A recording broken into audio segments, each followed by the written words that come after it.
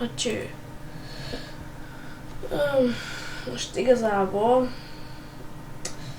hát igen, ez itt a Minecraft, és ettől ugye letöltöttem tegnap, vagyis nem tegnap, hanem ma meséltem a YouTube fiókot, hülye vagyok, és betettem egy textúrát, ugye a wheelpacket betettem, és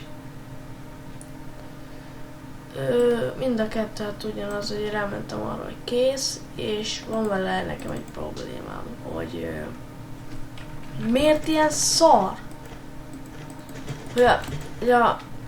Ugye a fűblokk is ilyen írás, meg a víz, hát hogy néz ez ki, hogy ez miért van, hogy ez miért ilyen, meg látjátok a blokkok is ilyen, ez az aranytömb is ilyen tűzizéből áll, mert néztem videókat és ott nem voltak olyanok, meg a kardok sem voltak, hogy ez miért ilyen, azért mert szar a gépen, vagy miért?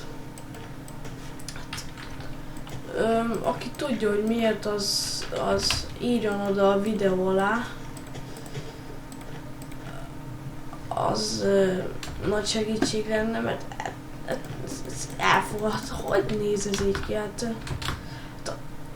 az összes blokk, hát a kőblokk, és hát hogy néz ki, hát én nem értem miért ilyen, hogy a gépem szar, hát a faj is, hát jó, a faj még elmegy, az még úgy, az tökéletes, de hát a fűblokk, a víz, az aranytömb, meg ezek tégát, azért.